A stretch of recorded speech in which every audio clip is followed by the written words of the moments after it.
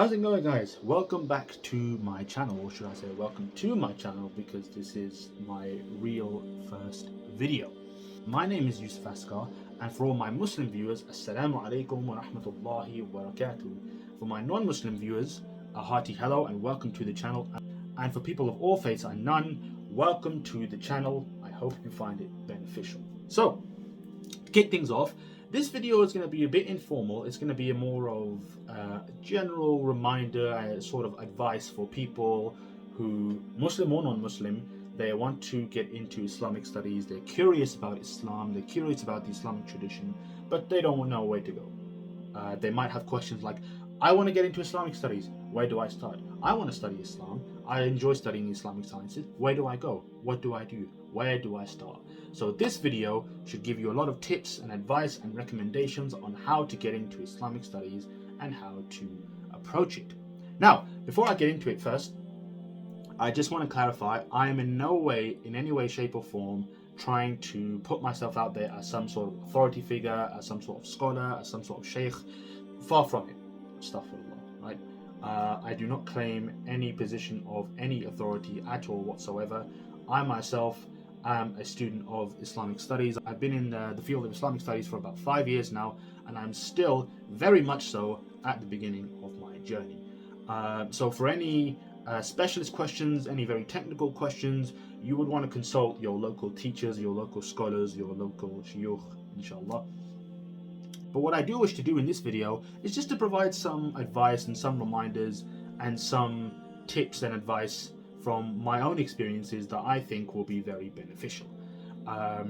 So my main aim is really to, again, help and advise students of knowledge, Muslims looking to become students of knowledge, or just anybody, young Muslims or non-Muslims, again, who are curious about Islam and looking to pursue Islamic studies, but they don't have the right access, they don't have the right facilities, they don't have the right means to do that. And it's also a good opportunity for me to share what I've learned and the skills I've developed in the past 5 years that I've been doing Islamic studies. That brings me on to my first important question: what is Islamic studies all about? And then a follow-up to that: why should we get into Islamic studies? What's the point? You know, what's the benefit of it?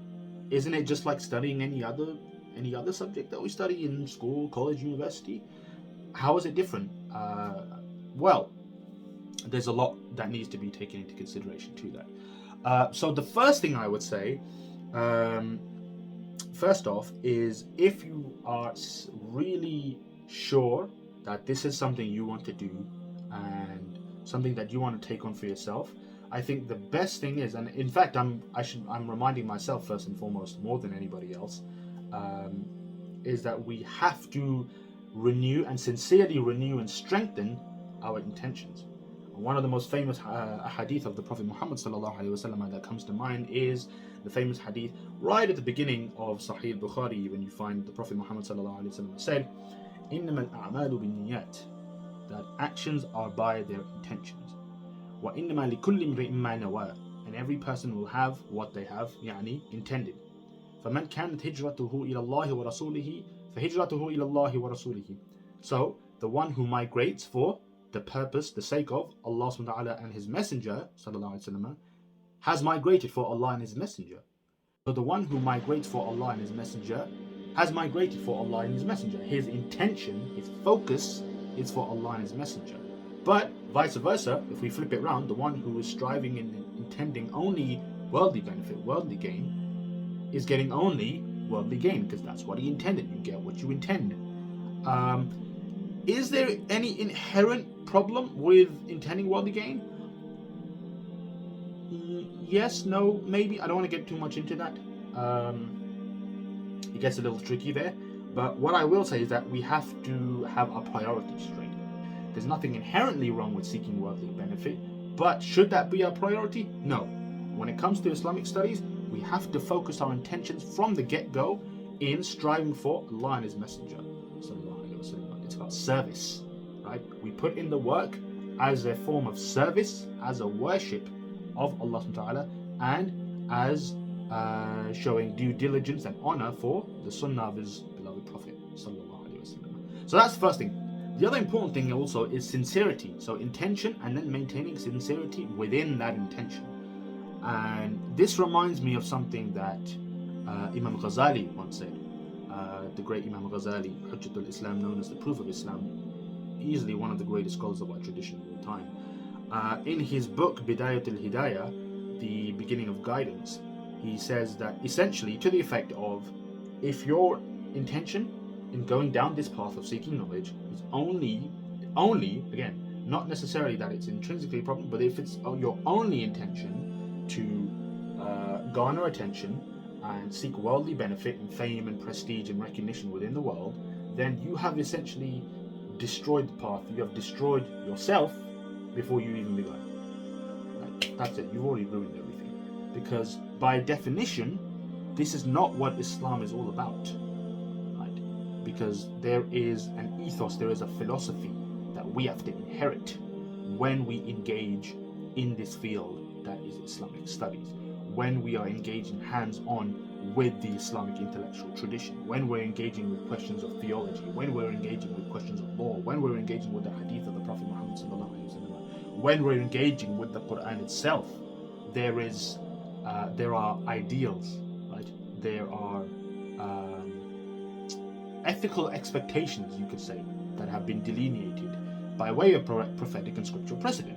And by engaging in Islamic studies and going down the path of seeking knowledge, we are obliged to a greater and greater extent as we go further down this tradition, we are obliged to uphold those expectations. We are duty bound to uphold those expectations. And that's why it's a very, very serious responsibility. That's why we have to have certainty in our intentions, right? If we don't have certainty in our intentions, and we might think we're doing it for the sake of Allah, but not really because our actions show otherwise, then we have a problem. We have to take a step back and think, what is my intention? Why do I want to study the Islamic intellectual tradition? Why do I want to engage with the Islamic sciences? What am I aiming to gain from it? How am I going to use my training and my studying and my engagement in the Islamic intellectual tradition? How am I going to use that to benefit the people? Because remember I said about the idea of service. It's about service. You are doing service to the Ummah of Muhammad sallallahu alaihi wasallam, and by serving and benefiting the Ummah, you are doing justice and honoring the Sunnah. And when you do justice and honor to the Sunnah, you are pleasing Allah subhanahu wa ta'ala as a result. That should be the ultimate intention. The other thing to keep in mind is that when it comes back to the question of what I said, how is Islamic studies like studying anything else? Is it like studying history? Is it like studying politics? Is it like studying law? Is it like studying medicine? Is it like studying, the regular subjects that we study in school, in college, in university, and so on and so forth? No. Right? Now, don't get me wrong. The Islamic intellectual tradition is a very holistic one, and it recognizes the needs and questions of the times that it's residing in. And history is a witness to this. All those subjects that I mentioned of law, history, politics, medicine, mathematics, science, biology, chemistry, physics, all of these subjects, Muslims have made immense contributions to these subjects, and they're very, very important and very, very admirable, necessary to sustain society. So I'm not taking anything away from those. But the reason I say that Islamic studies is different, because Islamic studies is not just Islamic studies, right?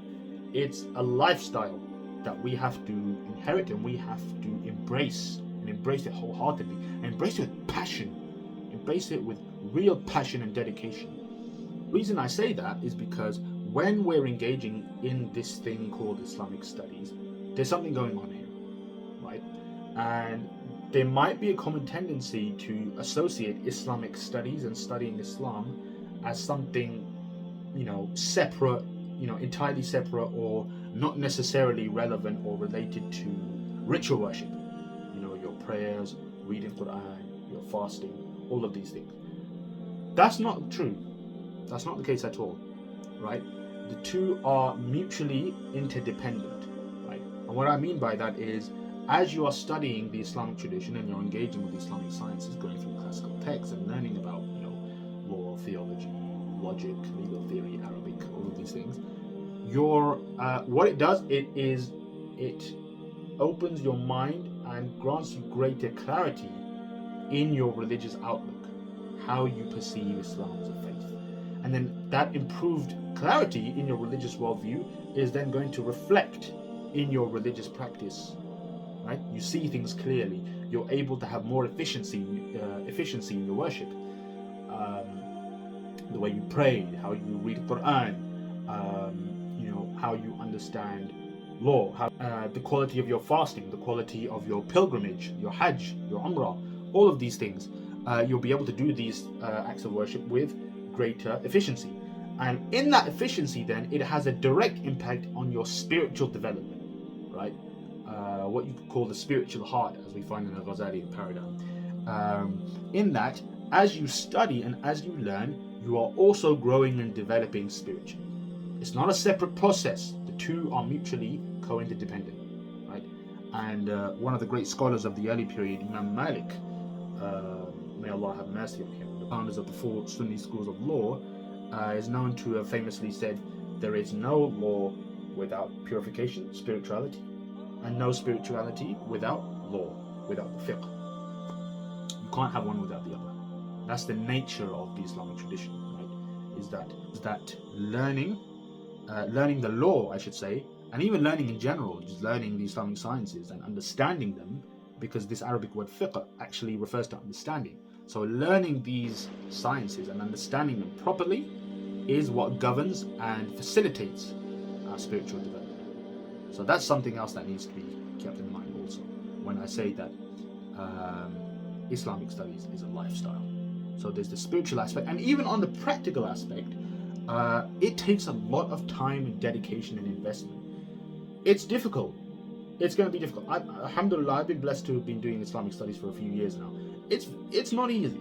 It's not easy, to learn. I mean, for starters, learning the Arabic language. Arabic is probably one of the most difficult languages in the world to learn. So even getting your foot in the door, so to speak, and establishing a basic grasp of the Arabic language, that's a hard enough task in itself.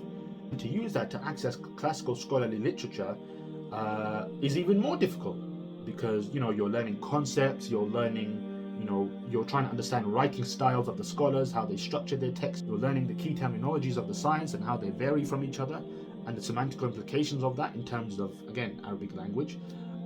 It's difficult.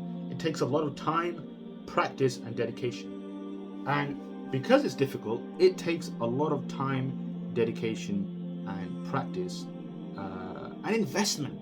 We have to invest a lot of energy. We have to treat it as a craft that we're trying to master.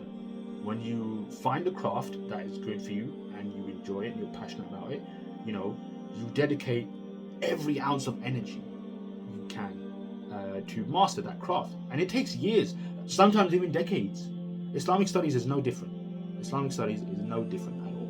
And the more time and effort you give to the tradition, the more benefit and rewards Allah subhanahu wa ta'ala will give back to you. And you see that over time with greater practice and constant practice and review and revisiting what you learn. You find that over time things start to come to you naturally, right? You get into a position where it almost becomes intuitive, and you're much better placed over time to answer questions, to clarify contentions, to satisfy the curiosities, whether you're being asked questions by Muslims or non-Muslims, Christians, Jew, atheist, whoever's asking you a question. Then you'll be in a better place when you have a holistic exposure to the tradition. You'll be much better placed to answer questions. Now, that brings me on to my next question: is what is it like to learn the Islamic sciences? What is it like as an experience? And of course, I've already given you a good idea from when I've said you have to treat it as a craft and it's an experience. Well, what is that experience like? Again, as I said, it's very challenging because each of the sciences are different from each other, right? They're different from each other. They have their own unique objectives, their own unique goals, their own unique methods, their own unique terminologies, and that's clearly delineated in each of the works and the literature that you find in each of these sciences, right? But having said that, at the same time, it's important that we realize that even though the sciences are different from each other, they are very holistically interconnected. That's one of the beautiful things about the Islamic intellectual tradition. And going into Islamic studies, as time passes, you start to see that more and more clearly. And alhamdulillah, I'm speaking from my own experiences here. So, for example, you can't engage in law, in works of fiqh, without understanding hadith, for example, right? Because hadith and even Quranic commentary, the science of tafsir, knowing the Quran and knowing the hadith as source materials, they enable you to engage in this exercise that is Islamic law, and to understand the law, how the law is to be understood and how the law is to be applied. Same thing for legal theory then, usul al-fiqh, right? The mechanics of the law, the mechanical tools that are used to understand, delineate, break down, and then subsequently help us to derive conclusions as to how the law is to be understood and applied. If you don't even understand how hadith science works, how hadith are scrutinized, how we verify and authenticate hadith, then you can't engage in law, right? Same thing for theology, for example, aqidah, or whether you want to engage in rational or what's called speculative theology, the science of ilm al-kalam. If you don't even know the theological paradigm or basis on which our theology is founded, that is of course the Quran and the Quranic theological paradigm and the theological statements within the Quran, how are we supposed to derive this holistic theological framework that is presented in the books of Kalam? You have to know the Quran, you have to know the science of tafsir, how the Quran is to be understood, and the kind of conclusions that we can derive from the Quran, theological conclusions, both the linguistic as well as theological implications of those conclusions. So it's a very holistic process. Each of the signs complements each other, and they're connected to each other in more ways than one, despite having their own individual frameworks and goals and objectives. So, in regards to that, one piece of advice I want to give is practice makes perfect. Right? The reason I say that is because the Islamic sciences are challenging. Islamic studies is challenging, but it's for your own benefit. And at least what I've found in my time studying Islam is that it really forces you out of your comfort zone, right? It forces you out of your comfort zone because especially if you don't have much exposure to Arabic language, for example, you're trying to grasp Arabic text. I found that very true from the very beginning, as I was trying to adjust to Arabic literature and the different books in the different sciences. It's a very uncomfortable experience. But if you put in the time and effort and you practice, I really cannot say this enough. Then, as I said earlier, everything becomes intuitive. Things start to become clearer, right? You have greater clarity, and everything starts to come together naturally. Then, with more exposure and more time and more effort and more practice and more dedication, excuse me, everything becomes a lot more clearer, right? And you're able to make connections. You're able to answer questions. You're able to see things in a whole new light. So you'll grow and you'll grow not only in ability but in confidence as well, and that's one of the most rewarding things as well in doing Islamic studies, is how you grow in confidence over time. So for closing thoughts, what I would say to wrap this all up is that Islamic studies is very challenging but very rewarding, and you should only pursue it, one, if you're sure and you're certain of your intention, and two, you're serious about it, because Islamic studies is a serious endeavor, and it needs people who are serious about it, who are serious, they're passionate, they're willing to put the work in no matter what. It doesn't matter what people think, it doesn't matter what people say, it doesn't matter about future prospects or whatnot. If you're serious about it and you want to dedicate this time and effort to serve Allah subhanahu wa ta'ala's deen through the door of knowledge, then go for it. And then the other thing is, you can only expect immense growth, development, and rejuvenation, you can say. You grow in ability and you grow in confidence as well. And that enables you to benefit not only yourself in growing in confidence, but in growing in confidence and ability, you are then better placed, as I said earlier, to benefit the people around you, your friends, your families, your colleagues, anybody, right? Muslim or non-Muslim, people from all faiths and none, right? you'll be able to benefit. And that's the ultimate aim, is we want to be people of service, and we want to be people of benefit to not only our own communities, but the wider society at large in which we live. Thank you very much for watching. I hope you enjoyed this video, and if you want to see more, click the link in the description below to my introductory video, just a quick introduction from me to the channel, to find out what the channel is all about. And if you want to see more, do hit the subscribe button, share this video, and let me know in the comments below the kind of content you would like to see. So thank you very much for watching this video. I hope you enjoyed and I hope you benefited. If you want to see more, click the link in the description to my first introductory video introducing myself and the channel, what you can expect to find here. And if you want to see more, hit the subscribe button and drop comments down below what you would like to see, the kind of content you would want to see. And that, I bid you farewell. Asalaamualaikum wa rahmatullahi wa barakatuh.